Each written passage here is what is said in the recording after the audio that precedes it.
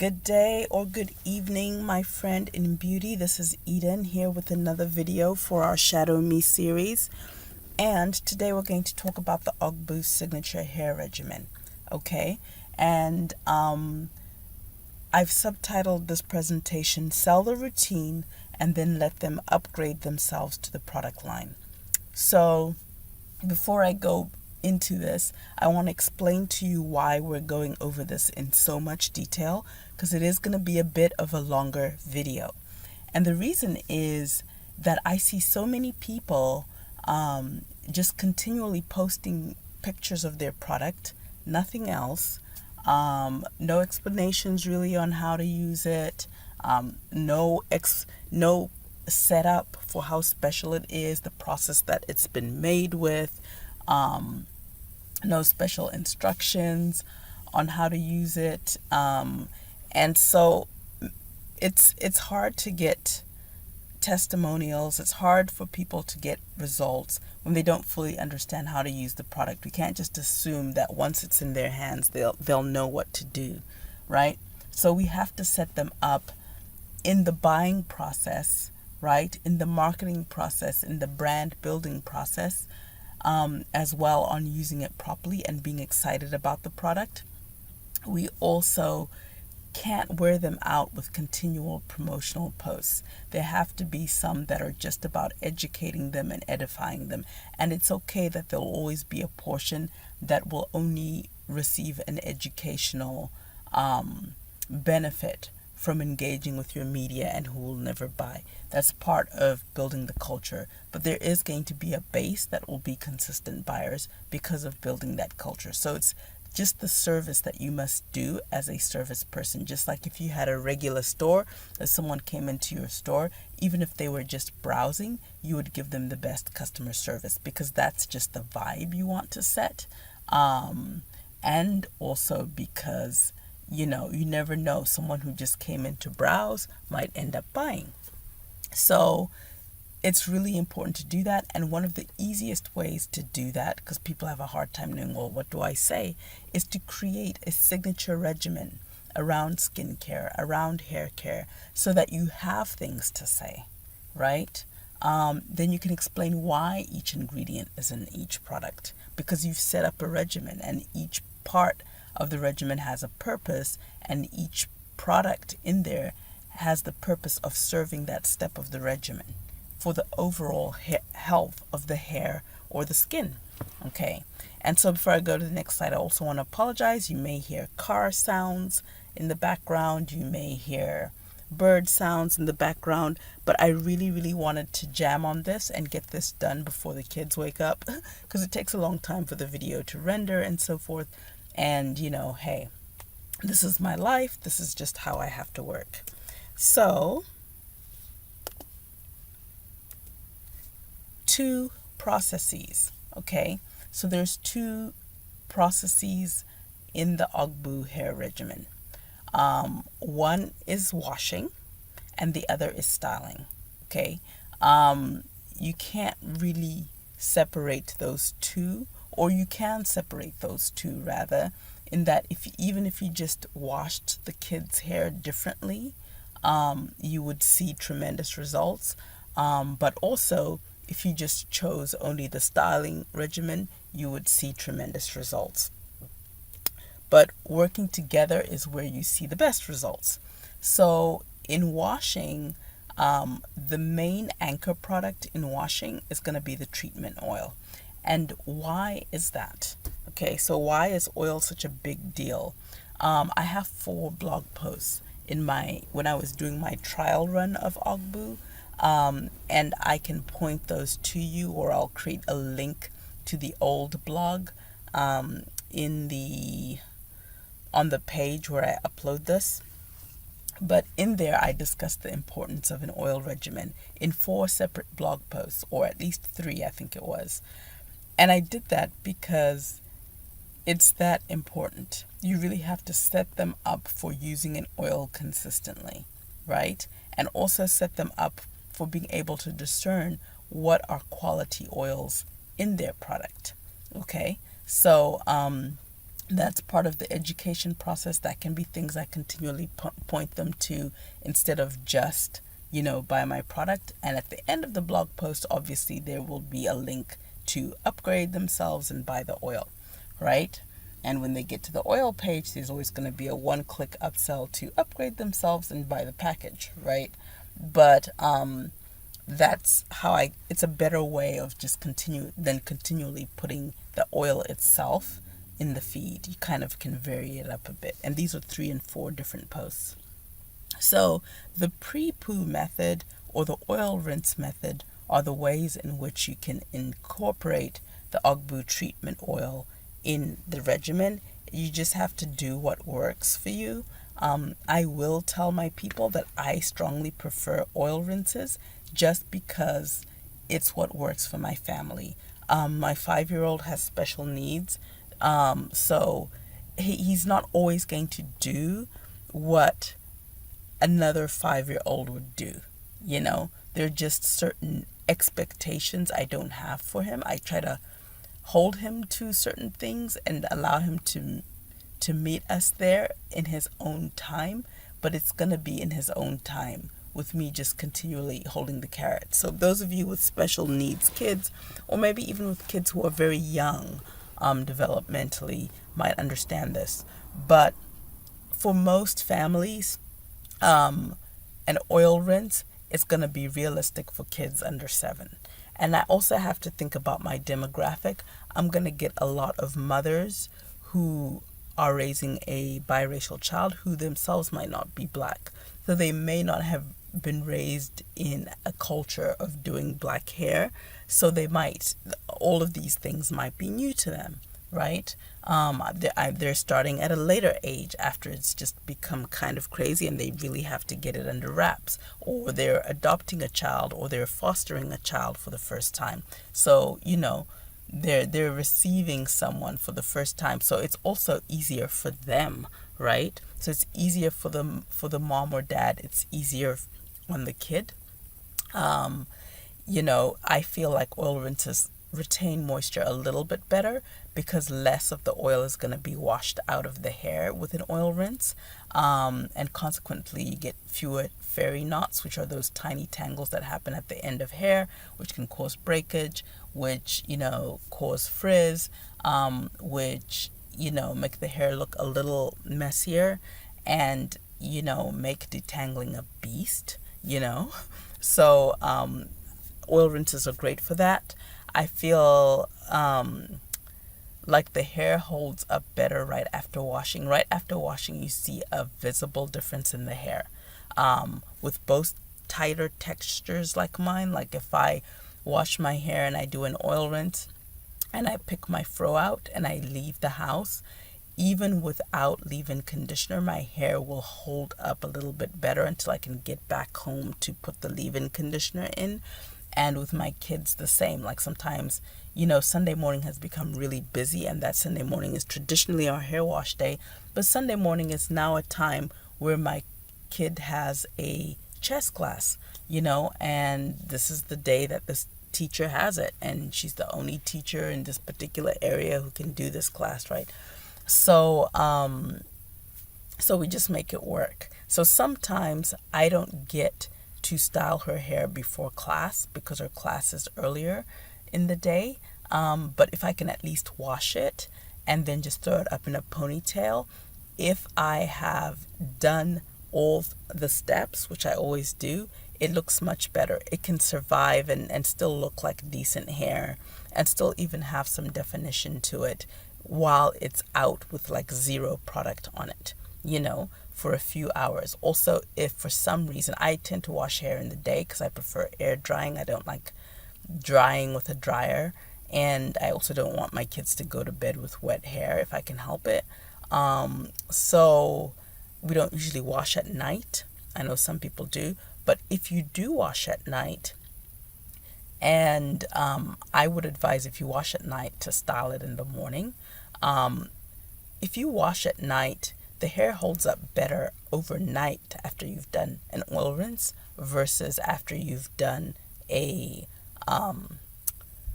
pre-poo. So I just think it's a more realistic method for children who are not doing their own hair, which is really the age demographic that I'm dealing with in my niche. So let's talk about the washing process a little bit. Okay. Um, so I think I may have skipped a slide. Yeah, somehow I managed to skip a slide.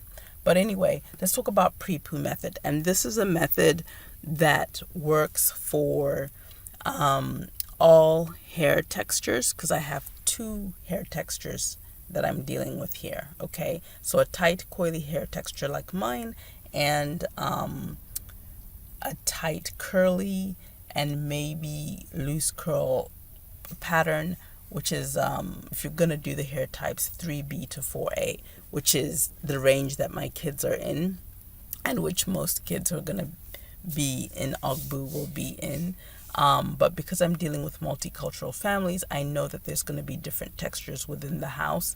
And after a long deliberation, I decided to include both textures. I also want to talk about self-love, and there's so much texturism and discrimination around texture in the natural hair community. I just couldn't bring myself to do just the looser types, even though that was the type, ironically, that I'm more of an expert in because of, doing my own kids' hair.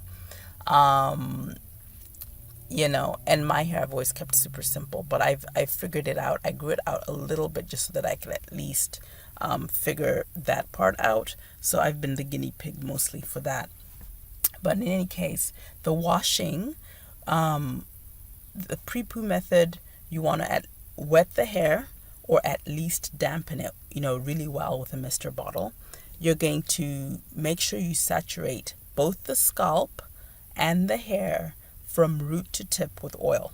Okay, you're going to massage the scalp. This is a really important step to get those nutrients in the scalp, because when you're growing hair with the Ogbu regimen, it's both, an effort to increase growth from the root and to retain length. For those people who are wanting to keep the hair less than short, some people might not care. But even then, when you do it that way, the hair that you have, no matter how short it is going to be healthier, it's going to be softer, it's going to be easier to manage for the parents.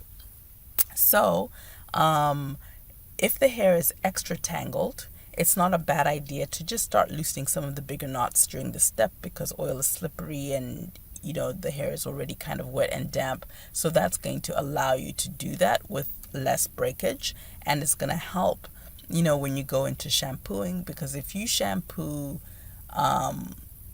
tangled hair, it usually tends to get more tangled, right? So, there is that. You can cover the hair with a plastic cap or bandana or towel. And if possible, you want to sit the kid under a hooded dryer for 30 minutes. I generally don't do that. But if you can't do that, then just the cap and the bandana for 1 to 2 hours or overnight. And good luck with that, because that's going to get really messy, right? Because caps and bandanas come off at night, and then you're going to have a pillow, and then, but if you're able to do it, some people are really able to secure that overnight on the child. Some children have been trained from a young age to just deal with it. So if you're one of those people, I applaud you, and I think you actually should get a medal. So then you want to proceed to washing, where you will cleanse the hair with the appropriate shampoo or co-wash, condition the hair, and rinse it out. Okay? So that's the washing method.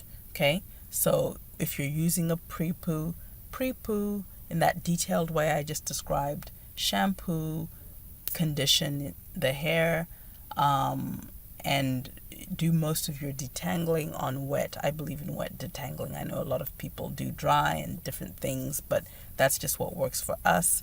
Again, because I'm trying to make it convenient for parents and the least traumatizing for the kid. So washing and the oil rinse method. So if the hair is super tangled, you really may want to detangle it a little bit with our primer or detangler, or you can do a 1-to-4 dilution of conditioner with either water or with aloe juice, right? So 1 part conditioner to 4 parts water or aloe juice in a spray bottle, and just detangle the hair with that. But when hair is super, super, super tangled, like I said, going into the shampoo process with it being a little bit detangled is helpful. Okay, so then you want to shampoo or co-wash the hair. You want to apply our treatment oil from roots to ends, and being sure to also cover the massage or scalp, right? So it's on freshly shampooed hair or freshly co-washed hair.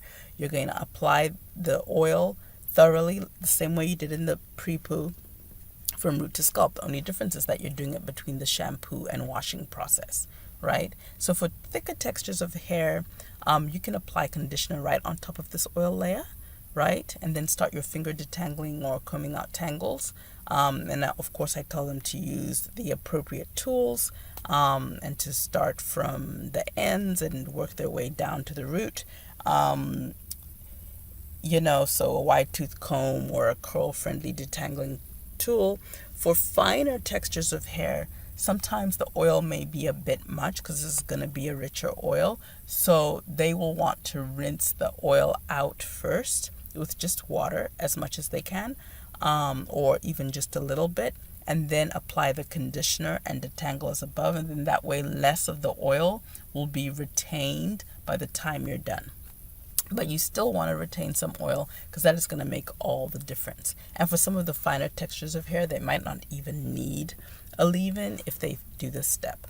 So rinse out the oil and conditioner thoroughly for beautiful, soft, clean, and tangle-free hair.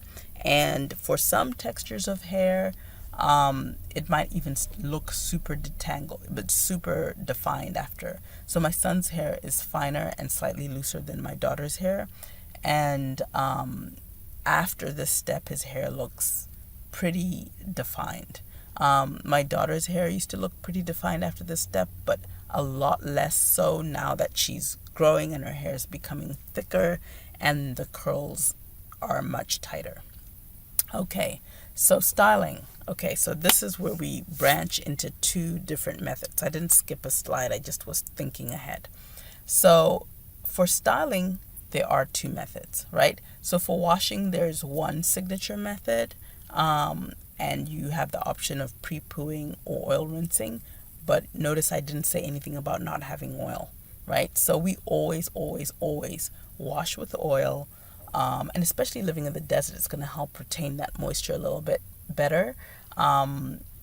But it's only like 1 out of 10 times that we might not use an oil, maybe in traveling or something, and it's kind of harder to clean up the oil, or it's just more stuff to carry on a plane, or this, that, and the third. But we almost always use an oil. I would say 95 to 98% of the time. Or unless there's a time issue that's happening. So styling methods. There's 2 styling methods, one for free hair and one for protective styling. And the stylings methods vary by texture. So that means that there's 3 styling methods. So there's one styling method that I'll market to loose curl people who want to wear free hair. There's one styling method that I will market to tight coils that want to wear free hair. And then that's usually boys, because most people with girls whose hair is growing long are not trying to do free hair, okay? And, or at least I discourage it. I do, just because, it's just hard on the child and on the parent. And then 3, there's protective styling. Now, protective styling, I generally recommend the same method for all of the textures. Because that's what's going to work for you in the desert. So there's 3 main styling methods, and I don't present them all at one time necessarily. I try to, through Facebook marketing and posts and so forth, I can target specific people, and I can also create email lists with a freebie that targets specific people. But if someone has multiple textures in their household, there will be a way to download a cheat sheet that has all of this stuff on it. Or they can go to a webinar. So, free hair and loose, tight curls. Okay? So we're talking 3B through 4A. This is the regimen I recommend for styling.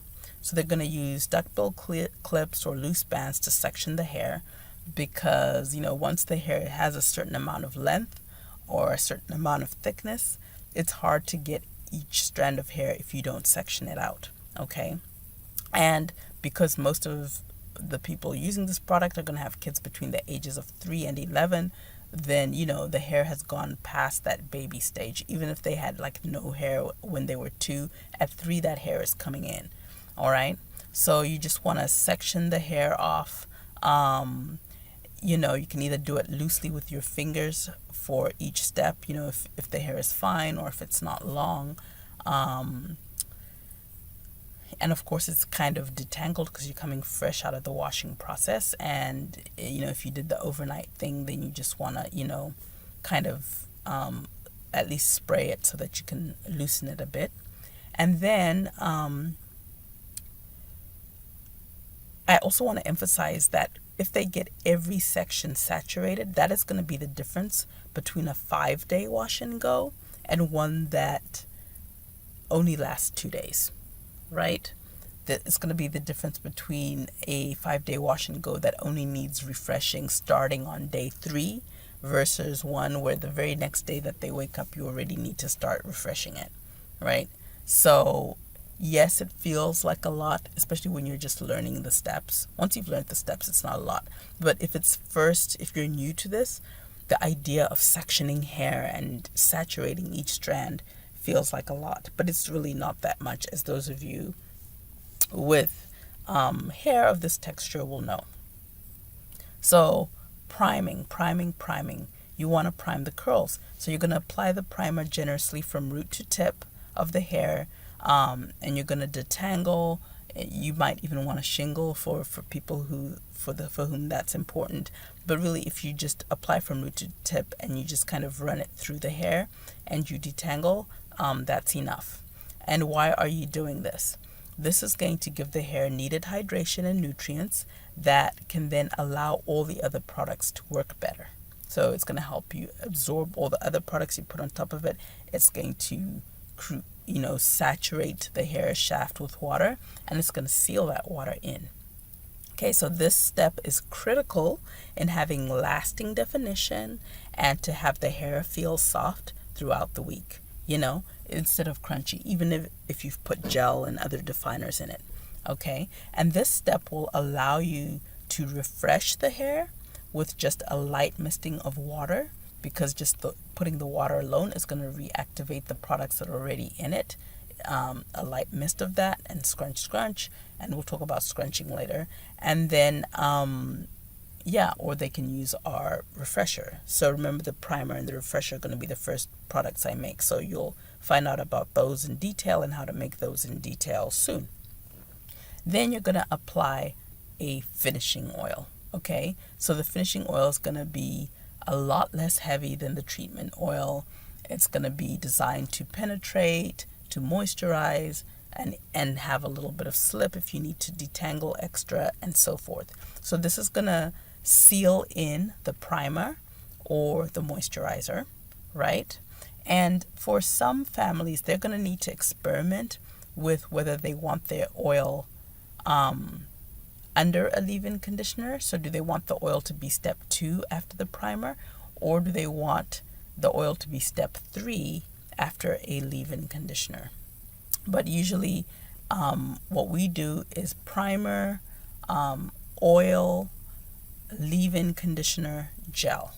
Okay, that's the best process for us. Some people get a better process with primer, leave-in conditioner, oil, and then gel, right? So, you just have to play with it.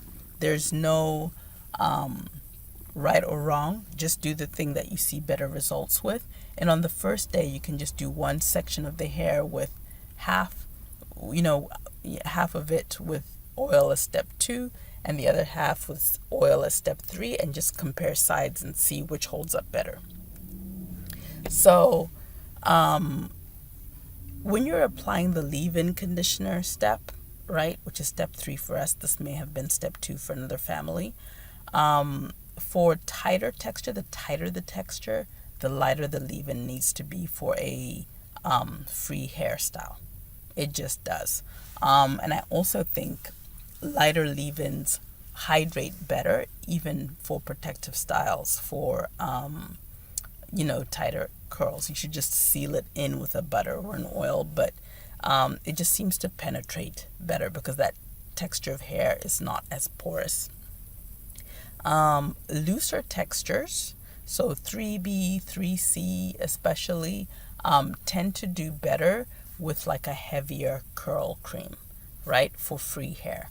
So for free hair, occasionally we might use a heavy curl cream, but we hardly ever do free hair, which is another thing I'm going to emphasize in Abu for any kind of hair with any length. Even our son gets braids, right, because his dad is attached to keeping his hair long for whatever reason. So that's that. You want to finish everything off with a good hair gel. I mean, you can just leave it with just the leave-in conditioner and oil, but if you want it to last 5 days without looking frizzy, I think a hair gel is a good choice. As far as supernatural gels go, flaxseed gel, they can either home make a gel or I will make a gel for them, right, that I will sell. That's a good option for purists, and it's super light. It's very, very slippery. It gets the job done. It really gives great definition. And it gives some hold. The hold is not going to last as long as a PVP or carbomer-based gel. So I want to give people options for people who don't want to use carbomer or PVP. Because I am going to experiment with that a little bit just to see. And we'll talk about carbomer and PVP a little bit later, because a lot of people don't like to use those because you have to change the pH of the water and make it more alkaline in order for the PVP or carbomer to activate, right? And it's the TEA that people feel like is super toxic. PVP and carbomer also are synthetic products. I don't feel like they're toxic in and of themselves, but they are synthetic. So there's that issue of putting a petroleum-based product. But honestly, it's really hard to find something that substitutes for that in terms of that level of hold. So, I'm kind of trying to think about that, trying to think about options to increase that pH so that the PVP and carbomer can activate without having to use TEA. But honestly, it takes literally 1 to 3 drops of TEA in like 8 to 10 ounces of water to change the pH, right? And so you're not really talking about a lot here. It's not even enough to put as a percentage on your label, right? So these are things to have conversations about. So yeah, I don't know. I think that I will end up not using it myself, but it's kind of interesting to think about. Anyway, all gels leave a cast, right? So that's that crunchy look and feel.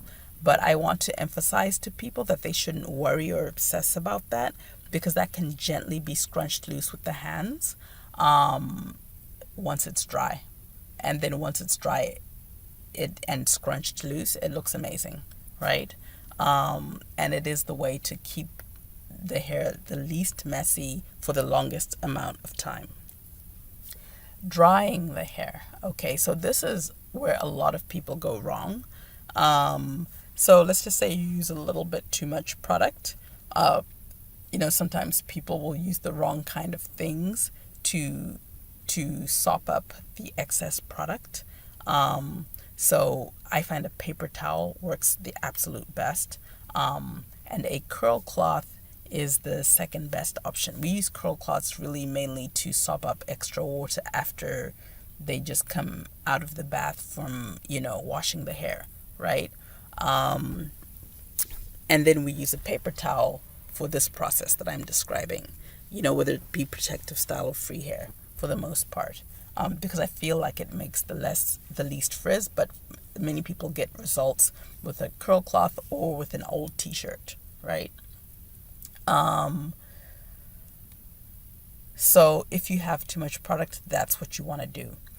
Next thing is, people who are new to this process always assume that if they see some white or if they see any product visible, if the hair looks super wet, that it's too much product. And they don't fully understand that tight curls are very thirsty, way thirstier than my hair texture. Like the hair texture in looseness that comes after my hair texture is very, very, very, very, very thirsty and will absorb tons of product. So I think sometimes people take out too much product. They freak out and like, oh my God, it's going to be just all crazy. But really, if they just left it alone for a few hours, it would be fine.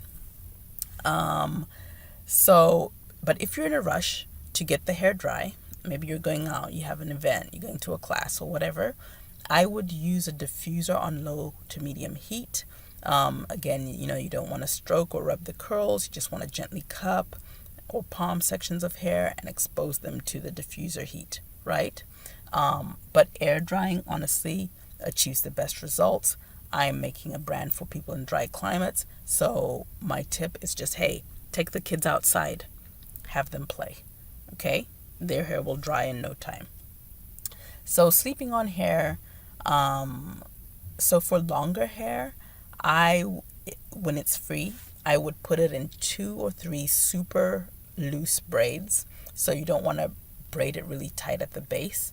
You kind of almost want to start it like an inch or 2 from the base so that, the bottom stays, loose. And then you want to braid it loosely in 2 or 3 loose braids. You can, put rubber bands on the end so it stays, or you could just pin the hair up, right, if you want to. Wear a bonnet or a do-rag, right? And satin pillowcases are lifesavers, just saying. So, because a lot of times a bonnet or a do-rag will slip off on a child. So if you have a satin pillowcase, and assuming your child stays on the pillowcase, then, then that will really help. And usually by age 3 or 4, your kid is going to be into a pillow. It's not always the case. My son doesn't always sleep on his pillow still. So, there is that. But most kids will sleep on a pillow. So the satin pillowcase is just that extra layer of protection if they are super against wearing a bonnet or do-rag, because there are a lot of kids now with autism or who are just sensitive to who have sensory issues where they're just sensitive to certain fabrics or things next to them. So, just work with what you can do. So yeah, satin pillowcases are lifesavers. For some people who aren't vegan, they might want to even get a silk pillowcase. Those are very expensive, silk sheets and silk pillowcases. That's going to be the natural option, the natural fiber option. But again, they are super expensive. But hey, if you got it like that, you can do that. Okay, so some people prefer refreshing the hair overnight instead of the morning. And that works better for longer hair because you can just refresh it fully, and we'll talk about the refreshing process in a moment, then braid it up loosely and put it up. But with shorter hair that is too short to be protective styled, I think that the stuff gets just reabsorbed, and then you wake up in the morning and you have to comb out, and you just lose the refreshed look. So for shorter hair, I would refresh it in the morning. I would not refresh it at night. So refreshing hair, you want to lightly mist with water and scrunch. The new 360 misters are really great for this. You can get them at like a beauty supply place or online from Amazon or whatever if you're in the West. If you're not in the West, you might want to think about importing them for your line because people would really love those. On day 4 or 5, you may need to mist. Now, of course, I'm going to recommend our refresher, Alakazam, or the curl primer also works as a refresher if you dilute it in a bottle. So the refresher is called Alakazam because it makes the magic tangles go away, right? And the curl primer is Genie in a bottle because it's just like a magical serum that transforms hair. So if you intend to go past 4 or 5 days, right, you may need to repeat the entire styling process except for the gel, right? Maybe on day 4. It might just be too dry and you may need to do that. But if not, just using the refresher thoroughly should be enough, with maybe just a little touch of finishing oil on the ends will probably be enough to take you through the week. So protective styling for all hair types, right? Yeah, I think this works the same for all these textures of hair. You want to section the hair, you want to apply primer to each section, right? And you want to apply your protective styling cream of choice. So, are you using a hair grease? Are you using a twisting butter? Are you using a heavy cream? Whatever your protective styling cream is going to be, then you're going to apply your finishing oil. Then I'd say after you've thoroughly put product in the hair, then make your parts, and then only apply the gel once you are actually doing the thing. Because the thing is that once you apply gel, it creates that cast like we talked about before, and it can make detangling hard, and it may tangle the hair back up before you've even braided it, right? So you want to do that in the last section. Sometimes as you're going, depending on the length of the hair and how complicated the style is, the hair can start to get dry in the middle of styling. So you want to be able to re-wet it with a mister bottle with just a little bit of water and without having to re-wet gel. It's just too crazy. So apply your hair gel once you get to the point where you're braiding or twisting. And then for the looser hair texture types, it is hard. Even with edge control, it's going to be more frizzy. The front, my daughter's hairline always looks like I did nothing to her edges within like 3 days, so definitely use some kind of edge control or stiffer hold gels for the front and sides. And then you can stick to the more moisturizing like flaxseed gels and stuff for the middle and the back because those tend to stay intact. So for tight coily hair, the free hair regimen is going to be different. Okay, so it's the exact same washing process. For styling, I would say protective styling is most ideal for all the hair types in the Ogbu range, but especially for this hair type. And free hair is often a must for really short styles anyway. So like boys, like a lot of boys wear short styles, or for just, like maybe little tiny baby girls that don't have any hair yet, or just a girl who has short hair, right?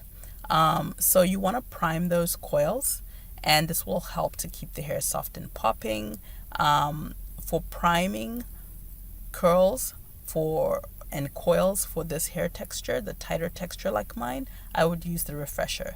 The primer is just too much and it's going to feel a little crunchy. It works great under a protective style because the hair has time to loosen up and it helps to define it more and all of those things. But for free hair, for just like short afros or big afros, the primer is going to work best. I mean, the refresher is going to be what you use to prime the coils with. So you're going to moisturize with a super light leave-in. Like I said, this hair does well with light leave-ins. And if you want to, you can finish it with a sealing oil. I generally would only use the oil on the first day of wash day.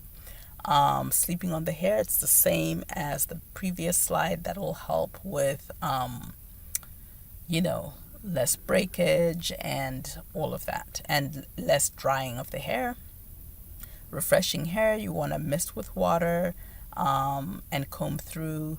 And, on some days you may even need to use a refresher and comb through. I find that refreshers, light water-based refreshers for this hair texture work great for just even that on its own will make the coils pop and the hair feel soft for the rest of the day. Okay, so on extra dry days, you may need to do that and top it off with a little bit more light leave-in. And light leave-in is a great way for daily moisturization because people are like, oh, I moisturized my hair and then, it didn't last. It's like, yeah, it's a light leave-in. The great thing about it is that you can use it again. You don't have to be so pressed about needing it to last. You need to be pressed about needing it to actually moisturize, right? So you can put a heavier cream in, but it's very hard to refresh with a heavier cream because then everything starts to get too heavy, especially with the tighter hair texture. So you really want to go with a light. You'll find a world of difference in how your hair feels. So shorter hair of this texture, if you don't care about growing your hair out, if you don't care about length retention, you can co-wash every other day or every other 2 days.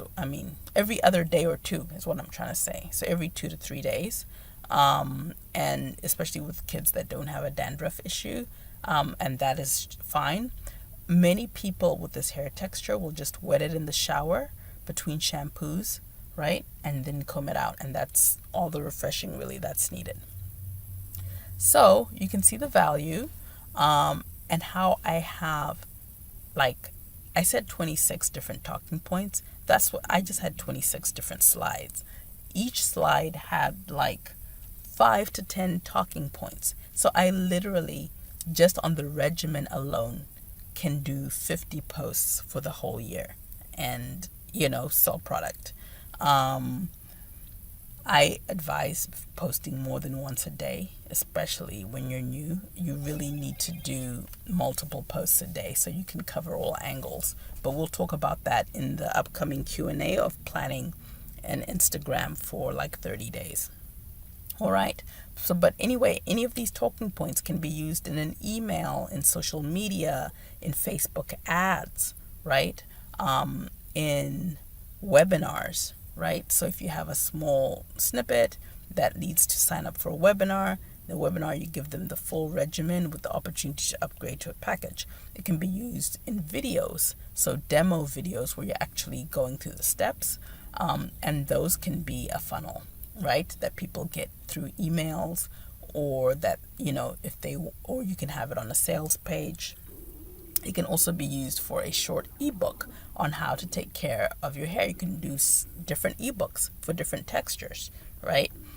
Just so that it doesn't get confusing for them. But these are all, things that you can create that are free or paid. If you're going to do an ebook that you're actually going to publish, I would do 99 cents or $3.99, because just the kind of person who's invested enough to buy, to just make that purchase, is the kind of person who's more likely to buy the product line. So you've already gotten them to buy something from you. Once they've bought from you once, they're likely to buy from you again. If you give real value, which obviously you should. So just completely give them a super good regimen that will change their life with or without your products, so they're more inspired to buy your products. So you can see how I now have clarity on what kind of products I need to create and what kind of merch to sell that would actually serve my people, and that's just not random swag bags, that are promoting my logo or whatever. Like, what are things that are practical for the culture that, would use these things? So product wise, clarifying and moisturizing shampoos, right? Probably in both liquid form and in solid bars for traveling. Um, two different oils, and the stuff in blue is the stuff that I'm making first, right? So you already know that. The two different oils, the curl primer and the curl refresher, a protective styling cream. And I'm saying that specifically because that one will be an emulsion, so it'll have some water in it, but it's designed to be a heavy cream that's specifically for protective styling, that is rich in butters and has some kind of natural gel in it for a little bit more hold.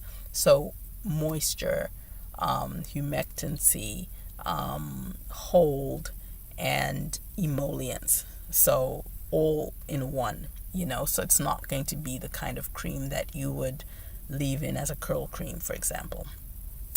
A whipped butter, because some people love whipped butters. I personally prefer whipped butters when I'm twisting my hair, over a light refresher or something like that. And the whipped butter can also be used as a skin product. So hair grease, just good old fashioned hair grease. I've spoken to so many mothers and quite a few stylists who feel like that's the best thing ever for protective styling. So we can make a hair grease that does not have petroleum products in it, that's more natural, that still has that heavy like hair grease feeling, right? And I can see the value of that. So, and then a heavy curl cream, like I talked about, for the looser textures that prefer a curl cream over a light leave-in. A soft hair gel that's, for using all the time, and a stronghold gel for people who just prefer a stronghold gel, and for those edges. All right. So merch, what would be useful merch as opposed to vain merch? Duckbill clips, snag-free hair elastics that don't have like edges that pull hair, rat tail combs for parts, and and detangling tools. So either finding a brush that works or a tangle teaser that works, or maybe eventually developing one. Little afro combs, sleeping bonnets and do-rags that actually look like they're for children, satin pillowcases that look like they're for children, because most of them are kind of more plain designs. 360 misters, misters for DIY sprays. So if I'm encouraging them to mix their own things, if I can give them a mister, so it's just all coming in one. I talked about detangling tools earlier. Pretty bows and flowers for the girls. I think that there's more boys wearing their hair long now. I wish someone would develop a line of hair accessories for boys. So maybe things with like, if you're an inventor, or if you're gonna go source that from China or whatever, like hair bands that have like, I don't know, like camouflage or khaki, or dinosaurs or soccer balls or something like that. But hair bling that's for boys with long hair, with long dreads, with long braids, or even with long loose hair that needs to be kept back in a ponytail. I see so many boys with long hair now, even at my children's school. So that's kind of an interesting development in the culture that hasn't quite been met in the hair accessories space.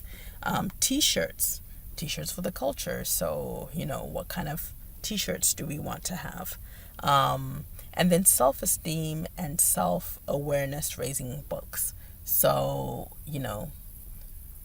as parents of children of color growing up in America, there are just certain things that we have to have on the bookshelves. So, historical books about, the history of African Americans in this country.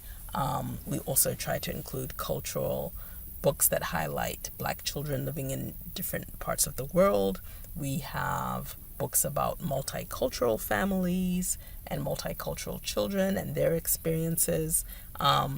So these are all different things, maybe books about bullying, so different things that support the family, right? As a unit.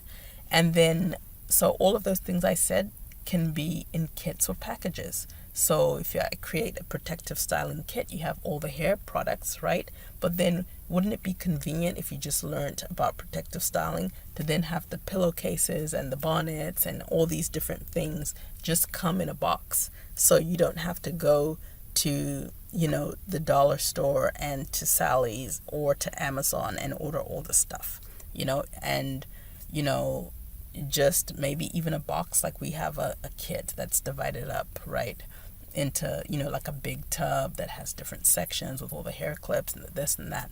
Being able to just have someone sell that for you without having to make one, it would be a tremendous thing. Obviously, that's a long-term goal because that is an investment, but now you have a vision of where you want to go eventually.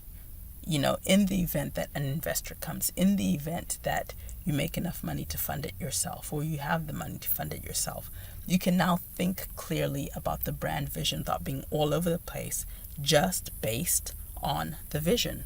Okay? So I hope that was helpful. I hope that served you.